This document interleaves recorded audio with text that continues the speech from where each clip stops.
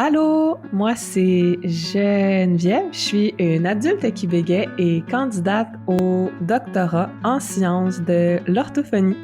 Dans cet épisode, avec Judith, qui est orthophoniste, on reçoit Mouna Bizri et sa Sarah Hervé, qui sont tous deux très impliqués dans le projet L'éloquence du bégaiement, qui est un concours d'art oratoire en France pour les personnes qui bégaient. Dans notre conversation, Mouna et Sarah nous racontent comment est née l'idée de ce concours, comment ça fonctionne et les valeurs et objectifs qui sont poursuivis. On a aussi une invitée surprise dans notre épisode. On vous laisse découvrir tout ça. Bonne écoute!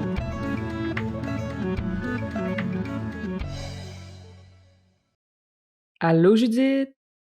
Allô Geneviève! Aujourd'hui, on a un super épisode. On va parler d'éloquence du bégaiement avec deux invités de marque. Donc, on est très, très, très contente de les recevoir aujourd'hui. On enregistre ce matin avec Mouna Bizri et Sarah Hervé qui sont très impliqués dans le projet. Allô Mouna! Allô Sarah! Allô! Allô, allô! Merci à vous pour votre invitation. Merci beaucoup à vous. L'éloquence du bégaiement, c'est un concours d'art oratoire qui a lieu en France depuis 2019 et qui a été fondé par Mouna Bizri, qui est un adulte qui bégaie, qui est avec nous aujourd'hui. Et c'est aussi le président fondateur de l'association L'éloquence de la différence, dont on va parler un peu plus tard, et le vice-président de l'association Parole Bégaiement, qui est un peu l'équivalent de l'ABC, donc de l'Association Bégaiement Communication en France. Et c'est le fondateur aussi du site handicapossible.com qui porte sur la démocratisation du handicap dans le monde du travail. On va mettre un lien vers ce site dans nos ressources. Donc, Sarah Hervé, orthophoniste, je vais te présenter, Sarah, si tu veux bien. Donc, Sarah, qui est orthophoniste, est thérapeute cognitive comportementaliste. Tu es formatrice aussi et créatrice de support pour sensibiliser le grand public au bégaiement, notamment avec l'association Parole Bégaiement, hein? Le matériel que tu peux créer, si je me trompe pas. Et tu es présente beaucoup sur Instagram à travers ton compte sarah.ortho pour notamment viser à donner des informations sourcées sur le bégaiement. Et j'encourage tout le monde à suivre Sarah. C'est vraiment un compte vraiment le fun à suivre. Donc allô à vous deux. Bonjour. Bonjour. Est-ce que vous voulez nous parler, nous décrire un petit peu de ce projet-là, l'éloquence du bégaiement? Qu'est-ce que c'est? Alors, l'éloquence du bégaiement, c'est un parcours de formation suivi d'un concours réservé aux personnes qui bégayent. Donc,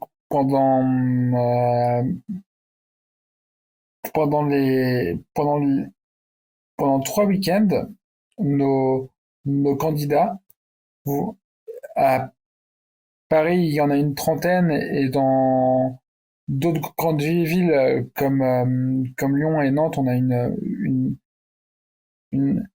vingtaine de candidats. Ils vont avoir 3 samedis de formation avec des experts de la prise de parole en public, donc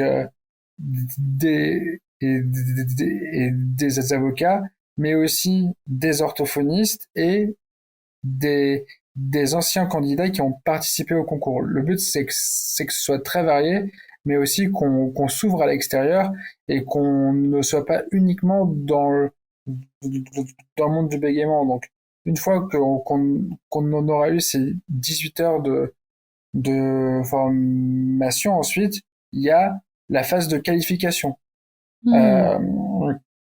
Et à la fin, on garde 6 candidats pour participer à ce qu'on appelle la finale. Et la finale, c'est un événement ouvert au grand public. À Paris, on accueille à peu près 900 personnes.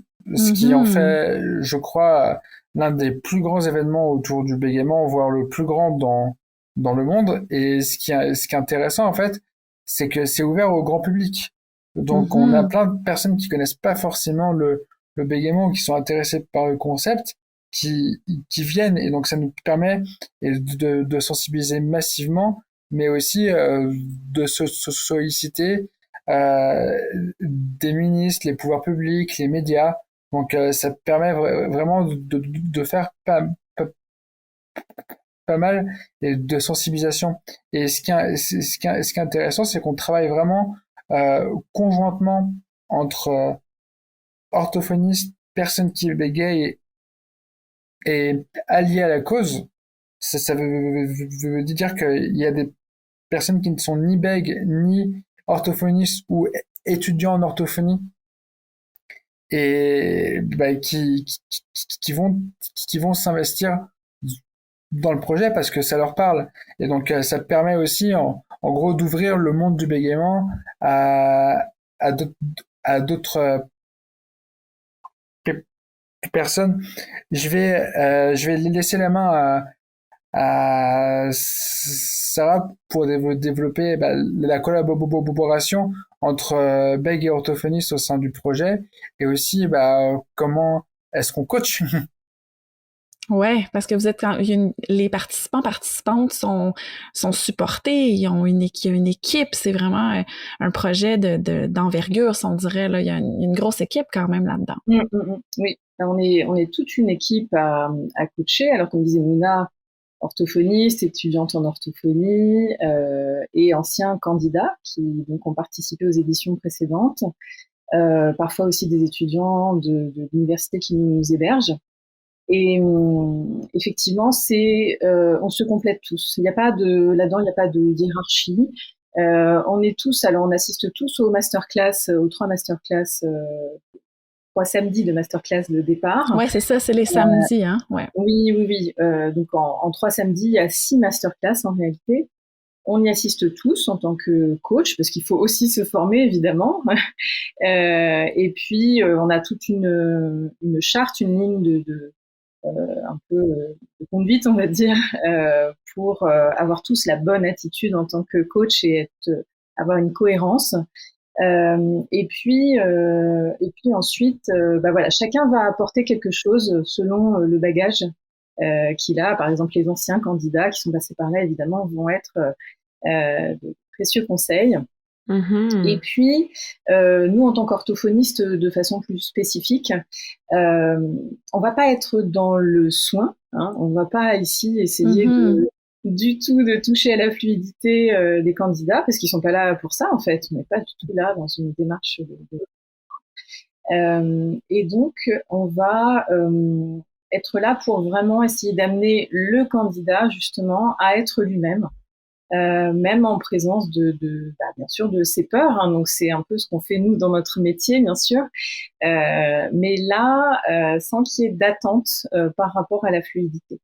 Bien sûr, on va avoir tout notre bagage d'orthophoniste, nos connaissances par rapport à la communication, au bégaiement, tout le travail sur la voix, l'expressivité, les pauses, évidemment tout ça va nous aider à accompagner les candidats. Et puis notre connaissance du bégaiement va nous permettre aussi peut-être d'essayer de déceler chez les candidats d'éventuelles fragilités. Hein. Voilà, il y a tout ce côté-là. Et puis, je dirais que ce qui là commence à émerger dans le concours, c'est aussi une démarche sur la recherche de l'impact de ce concours sur les candidats. On en reparlera peut-être après, mais voilà, quelque chose. Ouais, parce que ça va au-delà ça les change un petit peu, hein. Tu sais, comme j'encourage ceux qui nous écoutent là et celles qui nous écoutent à aller regarder des reportages sur YouTube. Là, il y en a des tellement intéressants. Il y a un documentaire aussi par Mélissa Bronsard qui est disponible sur l'espace membre de l'ABC. Donc, pour ceux qui seraient intéressés. Sinon, dans certains reportages là, que j'écoutais, on voit les candidates à travers le processus des masterclass, les présentations qu'ils essaient de faire, la finale.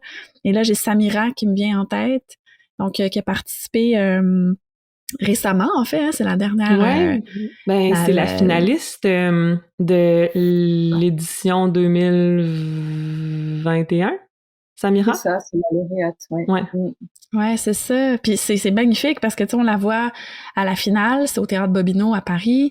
À la fin, elle a le sourire, les yeux brillants, et elle dit ce que ça m'a permis de participer à ce concours-là, l'éloquence du bégaiement, d'enfin gagner confiance en ma parole et en mes mots, parce que ça fait 40 ans que je cherche.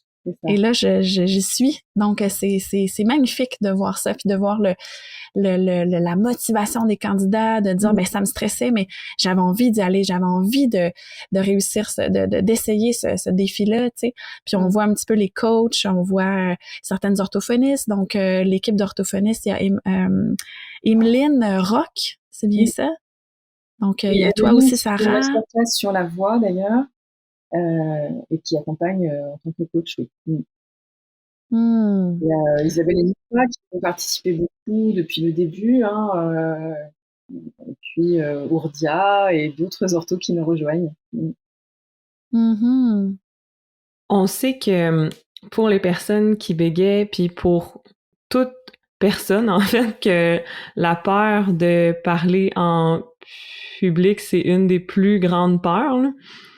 Puis on voit que dans le projet l'éloquence du bégaiement, que vous accompagnez vraiment bien les participants et participantes. Il y a des orthophonistes comme toi et il y a des psychologues aussi pour les accompagner. Il y a des coachs, comme on a parlé plus tôt. Il y a des spécialistes de l'art oratoire aussi. Est-ce que tu voudrais nous parler un peu plus de comment vous accompagnez les participants et participantes? Alors effectivement, entre ces samedis de masterclass et ensuite de concours blanc et les différents tours, hein, du concours, durant la semaine, il y a des ateliers le soir. Donc chaque candidat au début du concours participe à un atelier par semaine. Et donc à cet atelier sont présents les coachs. Alors on essaie de faire en sorte qu'il y ait un orthophoniste, une étudiante en orthophonie, un ancien candidat, et voilà, on fait des équipes comme ça mixtes, et on se sépare en différentes salles pour mener ces ateliers. Au cours des ateliers, eh bien, on y va très progressivement. Il s'agit bien sûr d'utiliser ce que les candidats ont appris en masterclass juste avant et de mettre en pratique ce qui a été vu en masterclass, et on y va vraiment très progressivement. On va d'abord travailler par exemple la posture, tout simplement, le regard, voilà, juste ça. Et puis petit à petit, bien sûr, on évolue, on progresse, et puis le candidat il met de plus en plus de lui, et ensuite on va bien sûr travailler aussi sur l'argumentation, sur l'expressivité, voilà. En plus de ces ateliers du soir, à partir de la demi-finale, chaque candidat va être coaché, va avoir 2 parrains ou marraines qui vont être un peu plus présents de façon plus individuelle pour lui. Et voilà, donc il peut exprimer ses doutes, ses questionnements. Il va être entraîné de façon un peu plus personnalisée avec ses 2 parrains marraines. On travaille aussi beaucoup avec les vidéos, donc on encourage les candidats à se filmer, même chez eux pendant la semaine quand ils s'entraînent sur un texte. Ils envoient leurs vidéos à leurs parrains, marraines qui les supportent, les encouragent, les conseillent. Voilà. Et puis il y a, comme tu disais, il y a une psychologue, Yoni, qui est là pour vraiment recevoir aussi au cas où, voilà, les questionnements aussi des candidats, et pouvoir être là en cas de besoin. Puis, je voulais juste revenir sur, tu sais, quand on parle d'éloquence, tu sais, ce mot-là, tu sais, quand on regarde la définition, on parle d'un art, d'un talent de bien parler, de persuader, de convaincre. Et quand je regardais il y a une formation qui est offerte, là, un MOOC, là. On pourra vous laisser les liens là, dans les références de l'épisode. Mais Bertrand Perrier, qui est avocat, qui fait partie de vos professeurs dans le projet, donc un professeur d'art oratoire qui est très reconnu en France, hein, c'est ça que vous disiez, là, Mouna et Sarah. Donc lui, Bertrand Perrier va dire que l'éloquence, c'est partager par la parole ses convictions, ses émotions, mais c'est exprimer sa personnalité, sa différence. Donc il y a une unicité là-dedans, dans cette éloquence-là. Et lui, il disait que le bégaiement et l'éloquence, ça va complètement ensemble. Ce n'est pas des contraires comme on pourrait penser, que vraiment, là, on peut être très éloquent en étant soi-même, il y a du bégaiement, mais on montre notre personnalité au public, tu sais. Donc, je trouvais ça magnifique de ce projet-là, là, d'avoir cette vision-là de l'éloquence. Puis comme tu dis, Sarah, c'est d'aller chercher vraiment, tu sais, la couleur de chaque personne à travers les ateliers, les masterclass, pour qu'à la fin, ils présentent quelque chose qui leur ressemble vraiment, tu sais, que leur présentation finale ou à travers les projets soit un reflet de qui ils sont ou qui elles sont. Oui, c'est-à-dire que là, l'éloquence, ça n'est pas forcément s'exprimer toujours de manière tout à fait harmonieuse, mais ça va être plutôt faire passer un message en étant authentique, en ayant bien sûr une prise de parole qui soit argumentée. Voilà. Et Bertrand Perrier, il dit le bégaiement, c'est l'éloquence qui prend son temps. C'est magnifique, ça. J'aime, c'est magnifique. Ce que j'aime beaucoup de votre vision, c'est que c'est que ça va plus loin qu'on peut être éloquent et éloquente tout en bégayant. Mais de ce que je comprends, c'est que que le bégaiement participe à cette éloquence-là. Ouais. C'est exactement la raison pour laquelle on a créé le projet. En France, il y a plein de concours et de clubs d'éloquence. En Amérique du Nord, je pense que vous avez la même chose avec les debate clubs, si je ne me trompe pas. En tout. Ouais, un petit peu, mais on dirait que c'est peut-être moins je sais pas, on dirait que c'est peut-être moins mainstream, je dirais, peut-être ici, parce qu'en France, j'ai l'impression qu'il y a beaucoup de concours d'art oratoire dans plein d'universités ou dans plein de programmes universitaires ou dans plein de programmes, même pas à l'université, là, mais dans différents regroupements, là. Ouais. Et parenthèse de mon de mon ancienne vie, parce qu'avant d'être à la maîtrise, j'ai aussi fait un bac en littérature.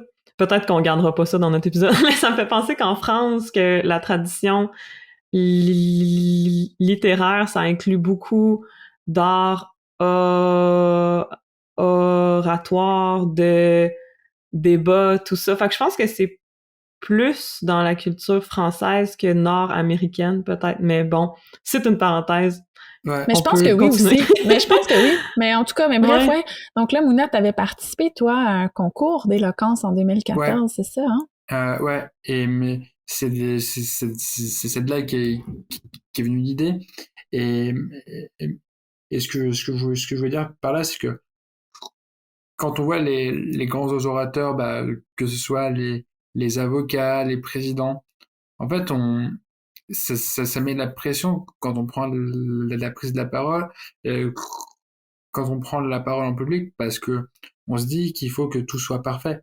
Et quand on est bègue, c'est encore tout ça est exacerbé. Et nous, ce qu'on essaye de partager, c'est que l'éloquence, c'est un cadre. Et et on veut pas être comme les grands concours d'éloquence qu'on peut trouver en France. Nous, ce qu'on veut, c'est que l'éloquence soit une excuse pour qu'on puisse mieux se sentir avec notre différence ou juste nous-mêmes, qu'on soit candidat, mais aussi qu'on soit bénévole, donc de l'autre côté. Et c'est pour ça que la plupart de l'équipe revient et veut continuer, parce que l'important, en fait, c'est d'oser être soi, et l'éloquence est une excuse pour ça. Et quand on bégaye, on se dit, ouais, mais du coup, est-ce que mais si je bégaye, il va se passer quoi? Ça va être la catastrophe. Hmm. Mais est-ce que en réunion, je peux oser dire ça? Est-ce est-ce que je peux oser faire ça? Et parce que aussi, on a plein de personnes qui, après le concours, se disent, bah, j'ai osé faire ce concours dont je me croyais incapable, donc là, je vais prendre ma vie en main et je vais faire des choses dont j'ai toujours rêvé et dont je me croyais pas capable. Mhm. Mhm. Ce qu'on entend souvent chez les personnes qui bégayent, c'est que quand, quand elles font une présentation, dès qu'il y a du bégaiement, c'est raté, tu sais, ou c'est pas bon. Puis j'ai l'impression que le programme, l'éloquence du bégaiement, ça permet de mettre l'accent sur autre chose, tu sais, sur toutes les autres composantes dans un discours, c'est-à-dire, est-ce que c'est structuré? Est-ce que quand je m'exprime, les autres personnes comprennent exactement ce que je veux dire? Est-ce que mon message passe bien, tu sais? Puis je pense que le MOOC dont on a parlé plus tôt, qui est accessible en ligne gratuitement, ça permet de vraiment comprendre quels sont les bons éléments dans un discours et indirectement que le bégaiement, eh ben, que la fluidité, en fait, est vraiment pas la principale chose, ben, le principal ingrédient dans un discours, tu sais. Mhm. Et on va laisser le lien là, pour le MOOC, là, ceux qui aimeraient le faire. Donc, c'est une formation qui est en ligne, qui est gratuite de plusieurs heures, qui comprend plein de petites vidéos à écouter. Donc, un MOOC, c'est MOOC, donc Massive Open Online Course, qu'on pourrait traduire par cours en ligne ouvert et massif, si on veut. Mais en fait, c'est sur une plateforme de formation en ligne, vraiment. Puis, on s'inscrit, on crée un compte, ça prend quelques secondes et on a accès à ça. Donc, c'est vraiment super là, pour ceux qui aimeraient apprendre un peu plus la théorie derrière le projet L'éloquence du bégaiement, puis comment justement parler devant un auditoire en étant clair, structuré, en étant plus persuasif ou en étant en faisant valoir sa personnalité. Donc, et là, Mouna, juste pour revenir, là, quand tu as fait ton concours d'art oratoire en 2014, dans quel... Mais c'était pas pour l'éloquence du bégaiement, c'est dans un autre cadre, là, c'est ça. Ouais, Et là, tu as eu l'idée d'avoir ce projet-là pour les gens qui bégaient. Et en 2019, il y a eu la première édition du projet à Paris. c'est ça. Et ouais, en 2020 aussi, 2021 aussi. Il y a eu 3 éditions, en fait, Il y en depuis a le eu début. 5 en fait. Ah, il y en Il y a eu en a eu 5. 5 parce qu'en 2020, parce que au printemps 2022, on en a eu 2, mais dans d'autres villes. Euh, et juste, si je reviens rapidement au MOOC, en fait, on a créé ce MOOC pour pouvoir rendre accessible l'enseignement à tous, que ce soit pour, bah, pour les personnes qui bégayent, qui peuvent pas accéder à nos formations présentielles, mais aussi à d'autres qui s'intéressent à la prise de parole en public pour qu'ils aient à la fois des notions de professionnels, mais aussi des retours d'expérience de personnes qui bégayent, parce que pour chaque enseignement, on a nos anciens candidats qui participent et qui partagent leur ressenti et leurs conseils. Et donc ça permet aussi de sensibiliser au bégaiement de manière massive, parce qu'on l'a lancé il y a 6 mois maintenant, et on a déjà près de 11 000 participations. Wow, c'est impressionnant. C'est très bien fait, très professionnel, très bien structuré. C'est vraiment un apprentissage génial pour ceux qui aimeraient améliorer leurs habiletés de prise de parole en public. Et ouais, super. Donc le MOOC, on va laisser le lien dans les références là, pour ceux qui seraient intéressés d'aller jeter un coup d'œil. Et c'est ça. Puis donc Mouna, tu sais, quand t'as eu cette idée-là en 2014 avec ton amie Juliette Blondeau de créer un programme pour les gens qui bégayent, le concours. Et là, il y a eu 5 concours jusqu'à maintenant à Paris, à Lyon. Et là, ça touche beaucoup plus de gens aujourd'hui. Il y a beaucoup de reportages ça sur YouTube. On va laisser des liens aussi aux gens s'ils veulent aller voir ça, là, les différents reportages des concours qu'il y a eu à Paris, notamment à Lyon aussi, je crois qu'il y en a. Et là, pour maintenant, où en est le projet, tu sais, en 2022, puis dans le futur, où ça s'en va, tout ça? Ok. Bah, déjà, le plus important dans le projet, bah, c'est les gens. Et on arrive à faire tant de choses parce que, on est vraiment passionné du projet et passionné de l'ambiance. Et ce qui est hyper important, en fait, c'est que chacun puisse trouver sa place et qu'on puisse s'épanouir et se développer. Et au-delà de faire ce projet, on est aussi des amis.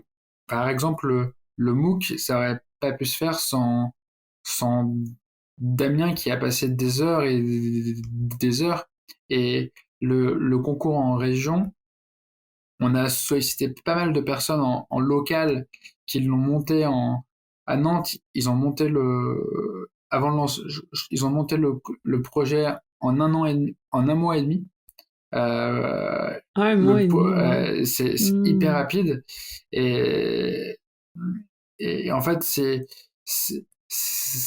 grâce à tout le réseau national et régional de l'association Parole Bégaiement qui est super impliquée dans le projet euh, euh, depuis le début. Et c'est aussi grâce à l'implication de 2 bénévoles en particulier qui participent au concours depuis le début, qui sont Malik et Sébastien. Et je peux pas citer tout le monde parce que là il y a pas le temps, mais en fait c'est vraiment, on arrive à avancer aussi si vite grâce à ce facteur humain. Et il y a aussi les 2 orthophonistes qui ont cru au projet dès le départ et qui ont vraiment poussé à leur patient Isabelle et Mifa. Et en fait, c'est grâce à toute cette solidarité et toute cette ambiance que le projet est aussi grand. Mais c'est aussi parce que, en fait, on veut toujours aller plus loin. Et donc, comment aller plus loin? Là, on va tout d'abord essayer de faire le concours dans plus de villes pour pouvoir aider encore plus de personnes qui bégayent. On a aussi un gros projet qui est de créer une formation et un concours pour d'autres handicaps impactant la communication. C'est drôle, des fois on a des shots là on est en ligne pour tout le monde qui nous écoute, et là Mouna et Sarah sont en France, et là Mouna, des fois il y a des shots avec Lou Frédéric, il y avait un chat qui passait, puis on se dit ah mon Dieu, mais là Mouna, il y a quelqu'un qui est avec toi dans la salle, puis on voit Mouna, il est comme déconcentré. Mais c'est correct là, c'est la vie, c'est comme ça la vie. Non mais je souhaite une bonne après-midi à ma copine. Ah ben oui, d'ailleurs, mais là moi je vais plugger en bon français, je vais plugger l'anecdote, Mouna, rapidement, parce que tu as rencontré ta copine via le projet, via l'éloquence du bégaiement. Ouais. N'est-ce pas? Ouais. C'est ça.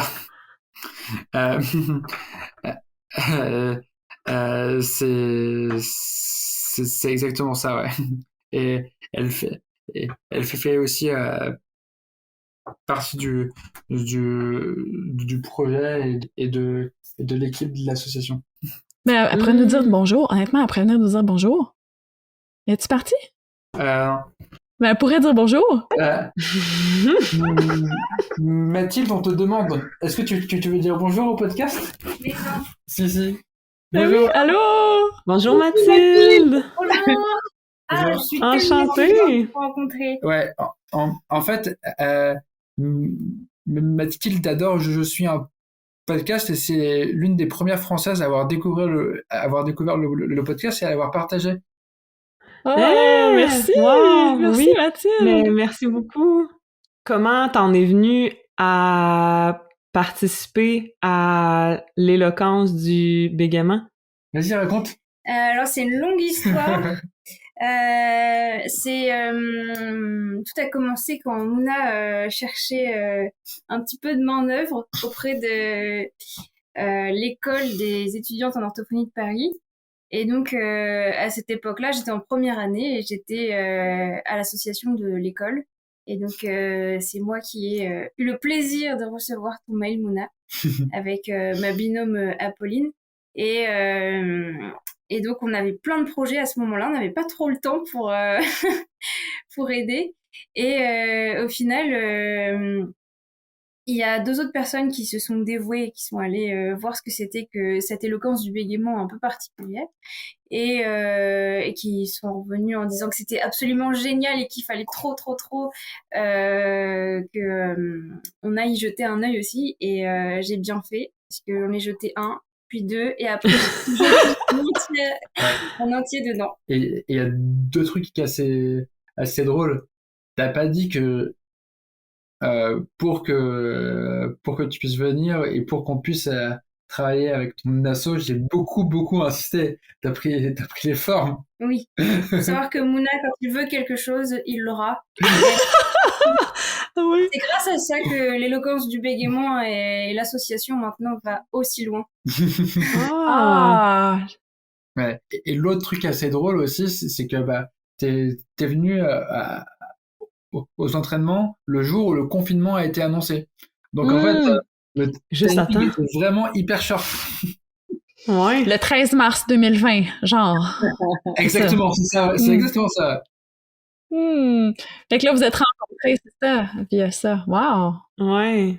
Quand Mouna disait plutôt que le concours c'était plus qu'un concours, mais c'est des amis, c'est une communauté, ben on le voit vraiment ici.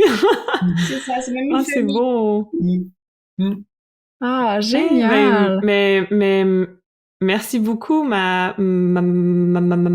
Mathilde, pour ta participation improvisée à Je suis un podcast. Et en plus, je pense que c'est un super cadeau d'anniversaire. Oui. Ça, c'est parce que c'était ton anniversaire hier. Ah! Bonne fête! Mais là- Bonne fête, Mathilde! Oui! Merci. Bonne fête! Et vu que Puis en fait, c'est plus toi qui nous offre quelque chose que le contrat. Ouais. Ah oui. Donnant. tu adores ce podcast, bah Oui. c'est top. Ouais! Merci Geneviève et Judith et puis Sarah aussi puisque tu es là aussi. Et je vais vous laisser continuer sur Oui. cette belle lancée. Mhm. Oh, merci, Mathilde! Salut. Bye! Ciao. Mathilde. Bonne soirée! Alors ici, juste pour préciser à nos auditeuristes, on a entendu Mathilde Blavier, qui est étudiante en orthophonie à Paris. Wow, c'est très cool! C'est très cool! J'adore Ouais. ça! C'est le fun! Mais là, Mouna, Oui. on t'avait coupé dans ton... Tu nous parlais on parlait de l'éloquence, que là, ça grossissait, puis là, vous aviez des projets pour grossir encore, puis t'avais vraiment des idées d'aller chercher plus de villes. C'est un petit peu ça, là, on parlait de ça. Ouais, bah, l'objectif, c'est pour pouvoir s'ouvrir à 2-3 autres villes cette année. Et aussi s'ouvrir à d'autres handicaps. Et Mhm. en gros, l'idée, c'est que on se dit que si on veut passer la prochaine étape et aider encore plus de personnes, il faut voir jusqu'où jusqu'où peut aller parce qu'il y a deux choses dans ce qu'on fait. Il y a comment est-ce que la différence impacte la communication. On n'est pas dans un cadre médical, donc on pourra rien faire. Mais il y a aussi la manière dont on vit et dont on vit et dont on agit avec notre différence. Et ça, il peut y avoir plein de liens, quel que soit le handicap, même si il y a toujours des différences, parce que déjà chaque bégaiement est différent, et chaque handicap aussi a des manifestations différentes. Ouais, bien sûr. Et donc ce qu'on veut tester, c'est de voir comment est-ce que l'éloquence peut aider encore plus de personnes qui ont un handicap impactant la communication, une différence impactant la communication, pour mieux vivre leur handicap, l'accepter, et voire même le dépasser en fait, et ne plus se limiter parce qu'on a un handicap, mais oser y aller.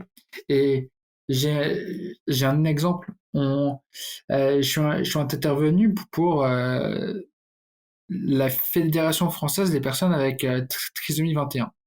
Et j'ai fait un petit atelier pratique, et il y avait l'une des personnes qui était présente qui n'avait presque pas parlé lors du séminaire qui était de 2 jours.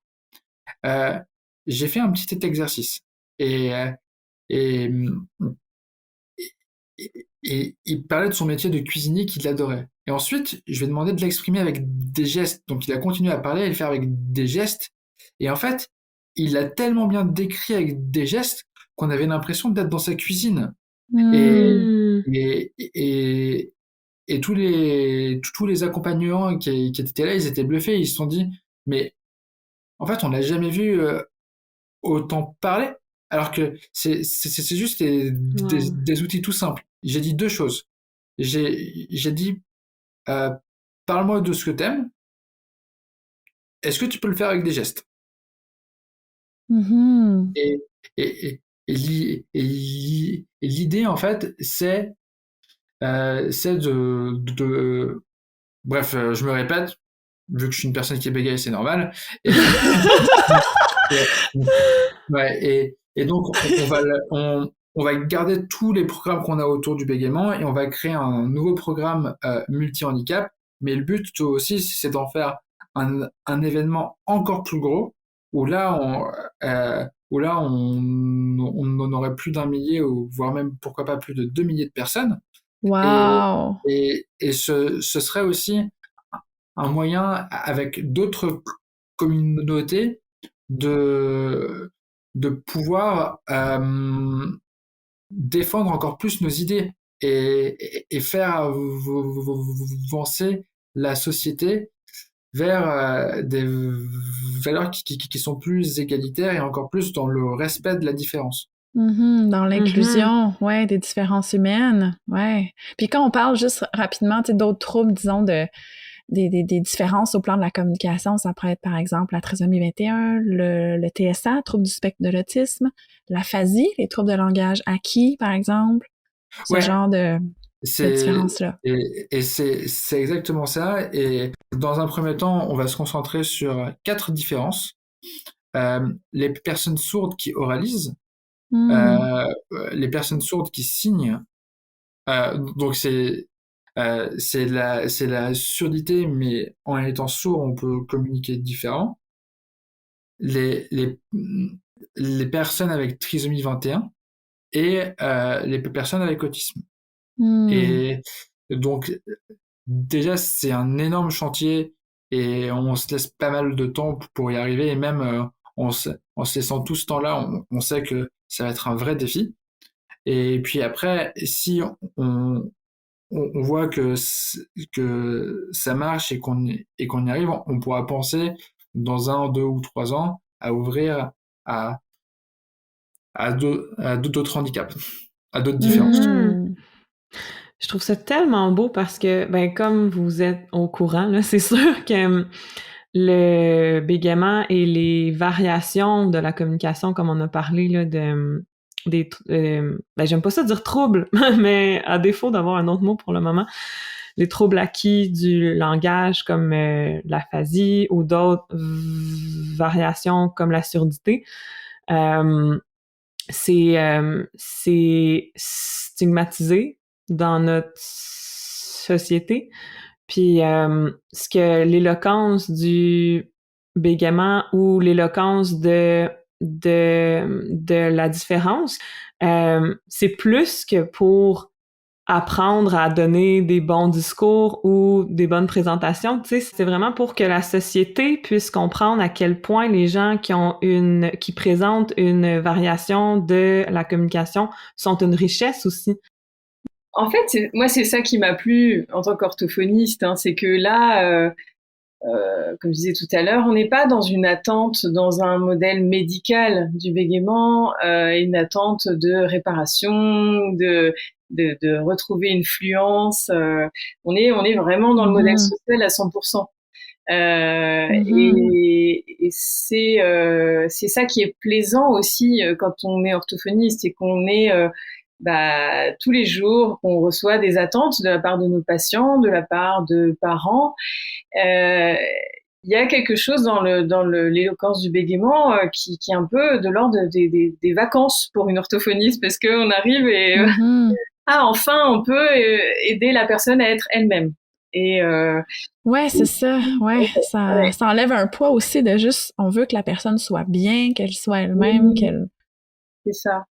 Et donc, on est vraiment, voilà, dans ce modèle social où la personne est elle-même, et on va faire en sorte, nous, de l'accompagner du mieux possible.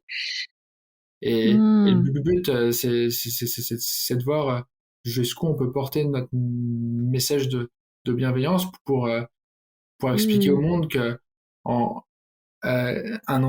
une personne en situation de handicap n'est pas une personne incapable, c'est une personne comme tout le monde. Elle a juste sur certaines choses un fonctionnement différent, mais en fait, ça veut dire que juste il y a des choses qu'elle fait moins bien, mais il y a des choses qu'elle va faire beaucoup mieux. Et complètement.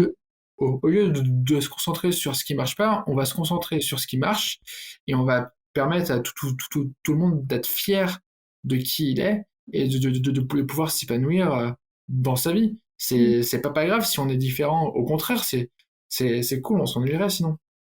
Ben, complètement. Dans le projet, il y a une composante recherche aussi. J'aimerais que vous nous parliez de ça.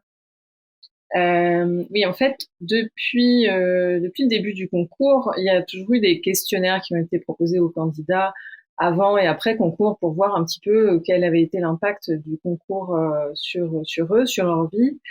Mais là, disons que il y a une démarche qui va être peut-être un peu plus scientifique, puisque ça va être une étude qui va être menée par une étudiante en orthophonie qui va faire son mémoire sur l'impact du concours l'éloquence du bégaiement sur la qualité de vie des candidats et sur leur communication.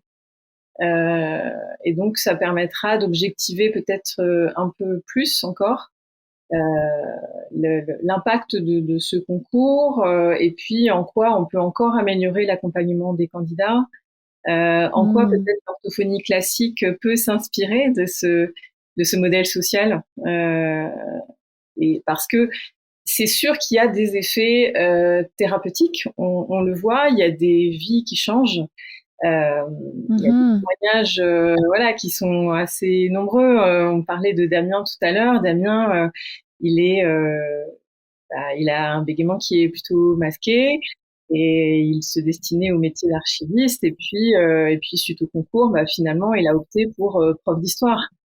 Donc, il est vraiment ah oui, c'est ça. C'est beau, ça. Ouais. Il est vraiment passé d'un bégaiement qui était masqué, couvert, et puis archiviste, on pense vraiment à la partie vraiment dissimulée, et voilà, il est maintenant dans la lumière, il est prof d'histoire et il n'hésite pas à dire à ses élèves qui bégayent quand c'est nécessaire. Et voilà, et tout cet impact-là, il est tellement, on le constate tellement que, voilà, là, il y a une étude qui va être menée qui va permettre de mettre un peu plus en évidence encore. Ah, super. Puis si les gens qui nous écoutent sont intéressés là, à participer, bon là, pour l'instant, le projet est encore en France, mais disons, les gens, qu'est-ce qu'ils peuvent aller écouter là, pour mieux comprendre le projet? Est-ce que vous avez des ressources, des références à nous donner? Ouais, carrément. Donc, il y a le MOOC qui permet vraiment d'appréhender l'éloquence et le projet. Il y a pas mal de témoignages de candidats. Et sur la chaîne de l'association Parole Bégaiement, il y a pas mal de reportages aussi, où on peut voir les coulisses du projet, certains discours, et on peut aussi avoir des témoignages de candidats et de formateurs. Mm-hmm. Génial. Puis il y a le documentaire aussi de Mélissa Bronsard. Et il y a un projet de film, on va mettre les liens là, dans les références. Il y a un projet également peut-être d'un autre film. Est-ce que ça se peut? Ouais, mais c'est déjà fait. Il est sorti sur France 3, sur France 3 Île-de-France, par ce qui a été fait par Mélissa Bronsard, qui était la réalisatrice, et par une boîte de production extérieure. Et, et, et donc, là, le film a été diffusé, il sera peut-être rediffusé à la fin de l'année. Et il faut pour l'instant, on peut pas peut pas le diffuser librement, mais quand ce sera le cas, on vous informera. Ah, super. Donc là, il y a l'éloquence du bégaiement qu'on avait parlé sur l'espace membre de l'association, l'ABC, qui est disponible. Et l'autre film, est-ce que c'est le bégaiement fond au soleil? C'est ça. C'est ça. C'est lui que là, on n'a pas encore accès, là. OK. Ouais, il est pas on a hâte. Ouais. Il y a le reportage d'Envoyé spécial qui est visible sur la chaîne YouTube de l'association Parole Bégaiement, il me semble. Oui, qui est super intéressant. Donc, ça dure 28 minutes. Ça a été fait en janvier 2022. On va mettre le lien là, pour ce reportage-là d'Envoyé spécial. S'il y en a qui veulent le regarder là, de manière un petit peu plus intime, si on veut, le parcours de certains participants et comment ça se passe, là, le concours. Oui, parce que c'est vraiment deux finalistes. Donc, voilà, on les suit vraiment de façon très personnalisée. Ouais, on voit Samira avec son garçon, qu'elle pratiquait pendant son cours de violon. C'est vraiment intéressant là, de voir ça. En fait, moi, c'est vrai qu'au tout début, quand Mouna m'a parlé de faire un concours pour les personnes qui bégayaient, vraiment toute première réaction, je me suis dit, mais pourquoi séparer les choses et pourquoi pas, voilà, j'avais vu des personnes qui bégayaient participer à des battles d'éloquence dans ce fameux endroit où on était allé au départ, Social Bar, et je me disais, mais pourquoi séparer les choses, en fait? Et j'en suis vite revenue parce que j'ai réalisé que ce concours constituait un vrai tremplin pour les personnes qui bégayaient et que ceux qui n'auraient jamais osé se lancer dans d'autres concours d'éloquence tout public, et bien là, voilà, ça les a vraiment mis en confiance. Et on voit des candidats qui deviennent journalistes télé, qui font des TEDx, qui font de la politique, qui se lancent dans d'autres concours d'éloquence. Enfin, vraiment, ça les a rassurés d'être entre personnes qui bégaient. Voilà, d'avoir ce côté un peu communauté pour se lancer ensuite d'autres défis. Et le dernier point que j'aimerais ajouter, c'est que il y a des personnes il y a de nombreuses personnes qui sont habituées à avoir des concours d'éloquence et qui sont impressionnées en fait par la force des discours. Et parce qu'on pousse les personnes à être elles-mêmes, on pousse pas les personnes à débattre comme des avocats, c'est pas intéressant. Et on serait pas bon là-dedans, mais on les force, enfin, plutôt, on les amène à être eux-mêmes. Oui, ouais, c'est ça. Vous les et- supportez vers ça, ouais. ouais. Et ce qui permet en fait de rendre des moments, de faire que leur discours, c'est vraiment des moments hyper émouvants et c'est des odes à la vie et à la différence et juste à être soi. Tu entendais Emery, le gagnant de la deuxième édition, tu disais ouais t'as raison, vas-y je suis avec C'est ça. toi. Le poing dans les airs, là, ouais, c'est ça, hein? Ouais, c'est Dans ça. la force de son discours, ouais. Ouais, complètement. Puis tu sais, on voyait aussi Samira à la finale là, de 2021 qui est super héroïne avec la position super héroïne. Il y a beaucoup le corps aussi, c'est ça, hein, on revient à ça, là, c'est de parler, d'exprimer un message, mais aussi par les gestes, par notre posture, par notre regard, par notre non-verbal. Donc, tout ça fait la force de la présentation. Et c'est vraiment vraiment les très grandes qualités de ce projet-là. Puis je crois que c'est pour ça que ça fait que ça change la vie des gens, tu sais, parce que vous allez chercher toute l'ampleur de tous ces aspects-là, tu sais, dans la présentation. Donc, un grand merci à vous deux pour nous avoir parlé du projet, du concours. On va continuer à vous suivre. Le compte Instagram Éloquence du bégaiement, qui est très intéressant à suivre. C'est pour ceux qui veulent se tenir au courant. Est-ce qu'il y a une page? Moi, je suis plus sur Instagram, là. Facebook, je vais pas beaucoup. Est-ce qu'il y a une page Facebook aussi? Oui. Parfait. Donc, on va laisser tous les liens là en référence là de l'épisode pour les gens qui voudraient aller consulter puis en savoir plus sur le concours. Donc, merci beaucoup Sarah, merci beaucoup Mouna pour votre présence aujourd'hui à l'épisode. C'est vraiment, vraiment apprécié. Merci beaucoup à vous. Merci. C'est un grand plaisir.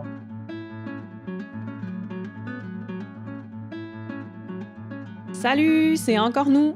Je voulais juste vous dire que Je suis un podcast. C'est produit par l'association Bégaiement Communication, qui est un organisme communautaire.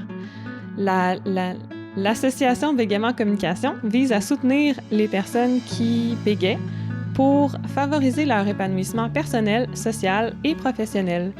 Pour en savoir plus sur ces services, consultez le abcbégaiement.org ou encore suivez-nous sur les réseaux sociaux sous le nom ABC Bégaiement.